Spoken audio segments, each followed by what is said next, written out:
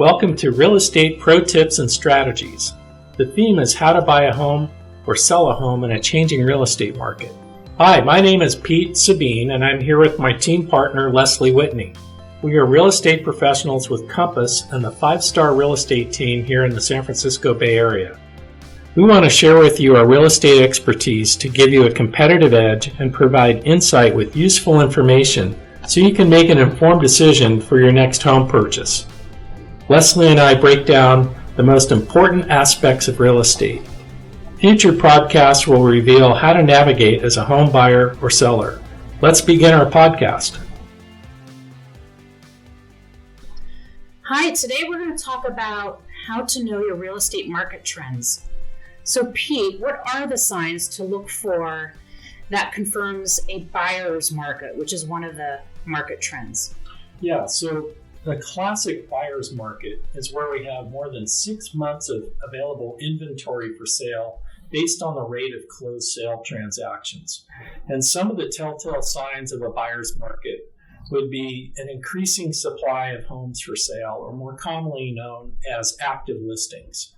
Also, an increase on how long it takes for homes to sell, days on market.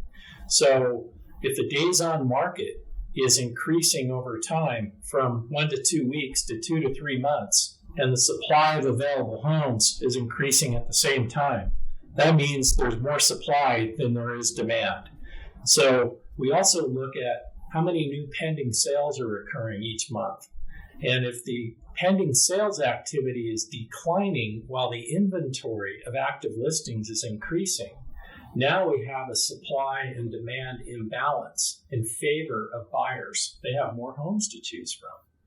The other telltale sign to look at are seller concessions, meaning the original asking price, watching that asking price and seeing if there's any movement downward where the seller's making price adjustments, maybe sometimes 2 or 3 before that property actually goes pending and sells.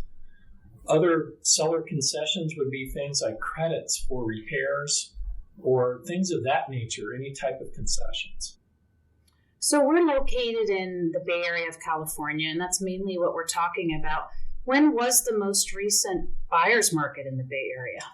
Well, the most severe, significant buyer's market that I've seen in 35 years would be the one in 2008, when we had the financial crisis, where we had a huge oversupply of homes. We had sellers trying to sell their way out of the problem and increase the supply with little confidence in the market because of the meltdown in the financial markets and little demand.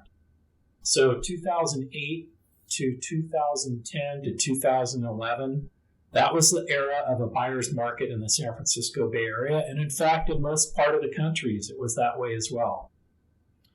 So the opposite of a buyer's market would be a seller's market. And what are the signs to look for that confirm it's a seller's market? Well, typically a seller's market is defined by less than 3 months of active listing inventory based on the amount of closed sales each month. Also, decreasing supply of homes for sale, which are known as active listings. The days on market is less than 2 weeks. High buyer demand, which means the number of pending sales each month exceeds or meets the supply. Multiple offers, overbidding, above the list price, as is sales with no seller concessions. Those are the hallmarks of the classic seller's market. And what do you think are some things that could trigger a seller's market? A lot of things can trigger a seller's market. Seller's market can be triggered by external events in the economy. It could be triggered by interest rates falling. When interest rates drop and decrease, that acts as an accelerant to a market trend. When interest rates start to rise, that acts as a decelerant, meaning things tend to slow down as the cost of money increases. When the cost of money gets cheaper, it puts more money, more buyers into the marketplace, and that increases demand. All right, so we talked about the buyer's market, a seller's market, and then there also is sort of a neutral market. And what can you say about how buyers can find the best deals in a neutral market? Well, a neutral market happens to be my favorite market, and that is that it's balanced. A balanced market is where we have about 3 to 6 months of active inventory for sale based on the rate of closed sales. That means that neither the buyer or the seller has an unfair advantage because of supply and demand dynamics. It also makes for a much more comfortable, enjoyable environment to buy or sell a home. It just seems like it's a fair market environment where people can put a sale together and one party doesn't have the upper hand advantage over another. All right. And so for a seller, what are some things that they can do to get the best price for their property in a neutral market? Well, I can tell you in a seller's market, they pretty much don't have to do anything. Buyers accept the house in as-is condition with little to no repair concessions. In a balanced market, you typically have to do more because you don't have the upper hand with lack of supply and high demand. So doing more means getting more involved with preparing the home for sale, taking care of deferred maintenance, getting pre-sale property inspections and making any repairs to that are recommended, tuning up the property cosmetically, staging the home, landscaping tune-up. Those are all things that a seller would typically do in a neutral market. So obviously these markets change over time. What is the dynamic of a market trend in transition? What happens there when things are moving? So a transition market is one that's shifting from a buyer's market to a neutral market, or from a seller's market to a neutral or to a buyer's market. I've seen markets go to extremes in a very short amount of time, from a seller's market to a buyer's market in a matter of months, and the neutral market gets skipped over. Transitional markets are probably the most difficult markets to navigate as a buyer or a seller. And that's because in the early stages of a market in transition, the protocol, the rules for engagement no longer apply. Now, if it's a seller's market going to a buyer or a neutral market, the seller still wants to believe that it's a seller's market. And so they act as if it still is, but the buyers know differently. The buyers see more houses to choose from, and they can take more time and be more discriminating about what they want to buy that meets their needs. They don't have to compromise or over-compromise because of lack of supply. And so the negotiating strategy of a buyer that recognizes that the market's beginning to shift more into their favor, the sellers are often disappointed because the offers they receive are not over the asking price with no concessions, and the house is taking longer to sell. Right, so it's important to realize that buyers and sellers might not be on the same page about the rules of engagement depending on how they see the market and where it's at in the moment. But what is the importance of recognizing what the market is doing, and how can market trends impact how a buyer and a seller negotiate with each other? Well, that's why we're talking about this, because as a buyer or a seller, before you jump into the market, no matter what the trend is, you want to understand what that trend is for you in the market that you're looking in, or where you have a house to sell. And real estate is really a patchwork of what I call micro markets. I've seen within the same zip code, because of unique circumstances, school districts and proximity to the things that you want and that type of thing, that you can have a softer market in one end of town and a hot seller's market on the other end of town. So as a buyer, you need to understand, based on where you're looking and the slice of market that you're in, are you in a buyer's market, a seller's market, or a neutral market? It's going to define your negotiating strategy and your house hunting protocol. Same thing as a seller. You have to be really clear about what market you're participating in when you go to sell your house, so that you can align your strategy with the reality of the marketplace that you're in and its trends. So the markets can shift in different directions relatively quickly, or how quickly does that happen, and how can a buyer or a seller predict the market shift before it happens to be at an advantage? There's some parallels to the way the stock market operates when you see a trend from a bull to bear market. Typically, when a market in general begins to hit top or bottom, it'll spike a couple of times, but you'll notice that it's beginning to falter. It's just not on a straight hockey stick type of a curve up or down. You begin to see some signs that trend is beginning to shift. So we watch for that. And we've also seen when markets top out, we'll go through a period of time where we're actually operating in a different trend periodically, and then we have another spike, and then after that, it begins to trend the other direction. So let's say I'm new to real estate investing and I want to get started. How do I know when the market is right for me to jump in? How do I get ahead of the market and predict where it's going to make the best out of my investment? So as a real estate investor, a lot of it has to do with where you're buying and your buying goals. In other words, if you are a buy and hold investor, that you are looking for income producing property, and your plan is to hold that property over a number of years so it appreciates in value, and while it's doing that, you're enjoying hopefully positive cash flow from that property. Your strategy might be quite different than if you are what I call a professional home rehabber, which means that you're speculating in the marketplace like a day trader.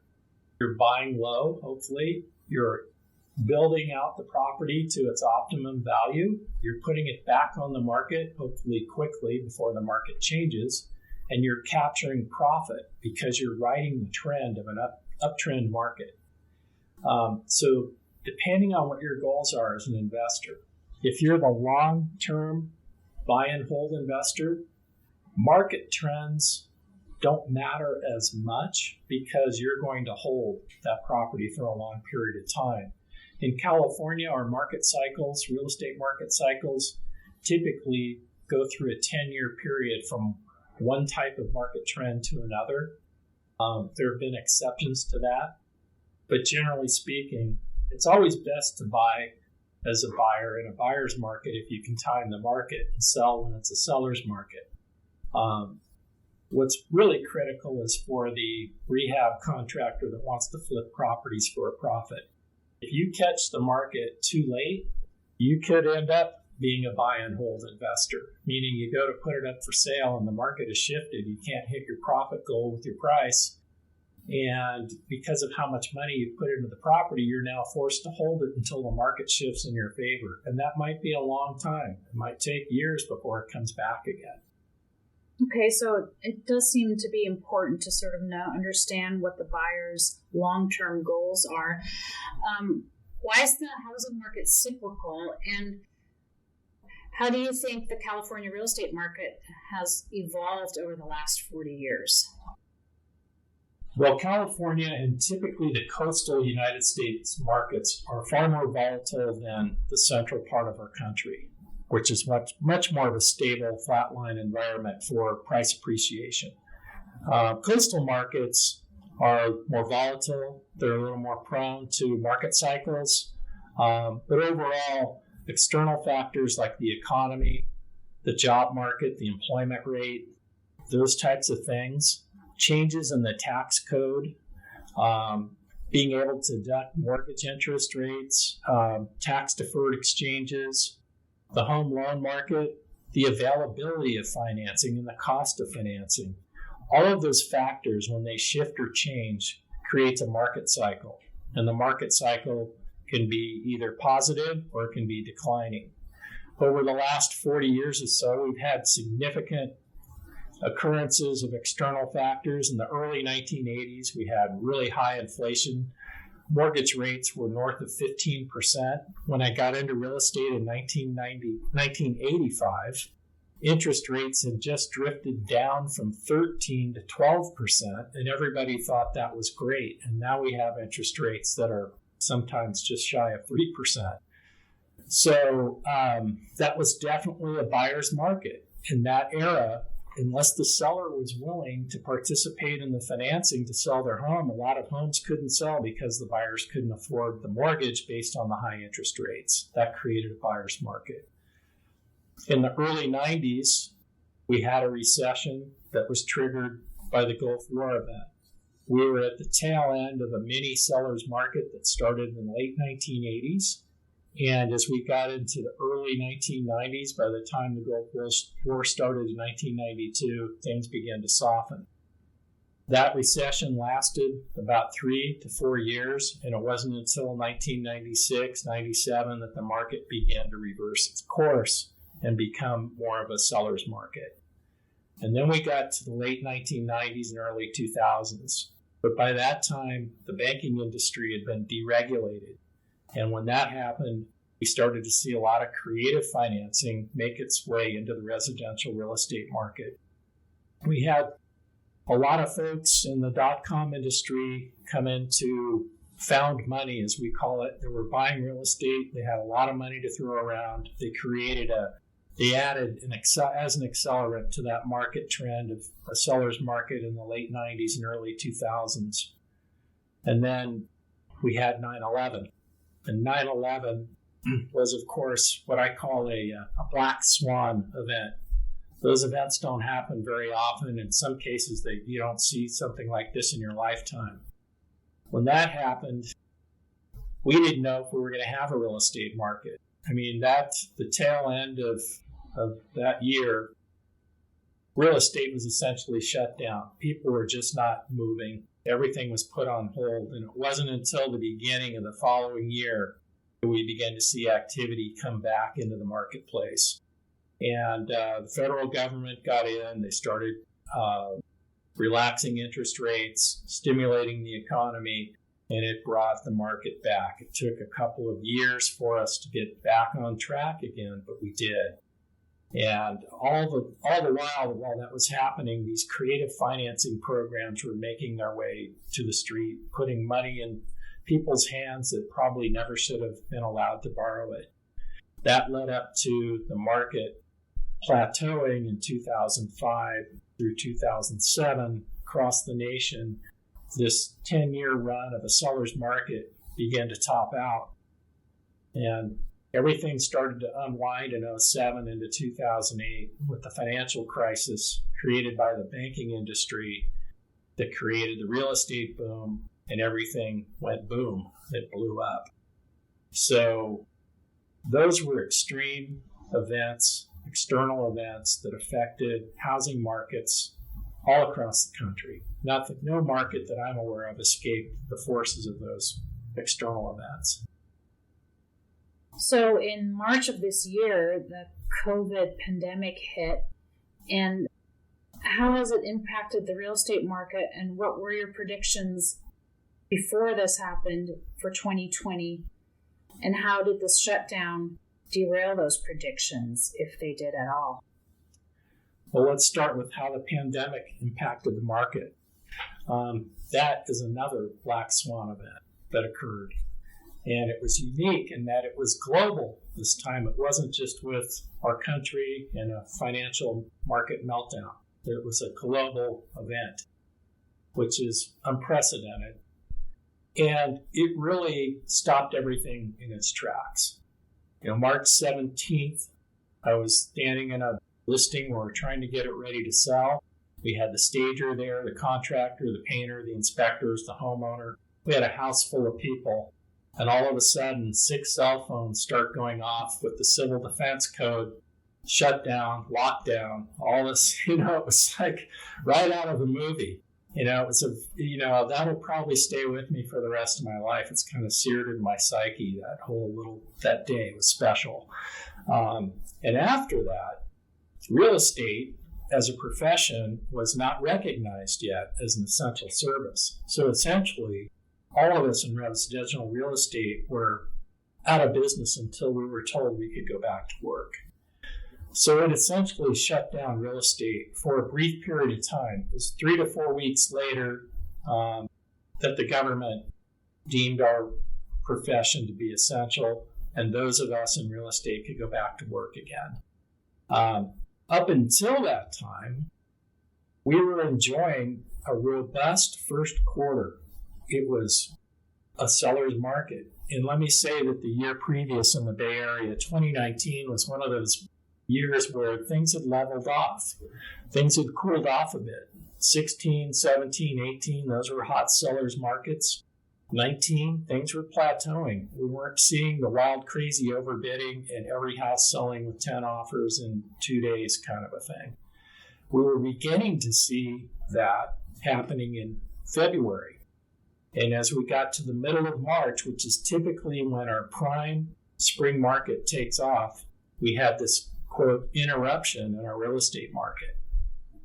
And I'll call it that because that's what it ended up being.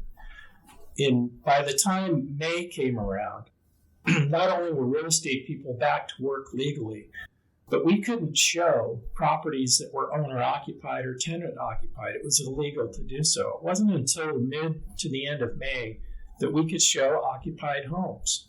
So the only part of our market that could participate were vacant homes, and that represents about 20, maybe 25% of the inventory.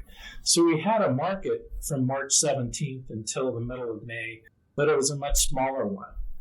And by the time we got to June, now we had all these properties that were on the market and take temporarily, come back on the market, as well as a lot of sellers deciding to jump in again and put their houses up for sale. So we now, from that, have this pent-up demand, and it pushed our spring market into the summer, and it's been very, very robust.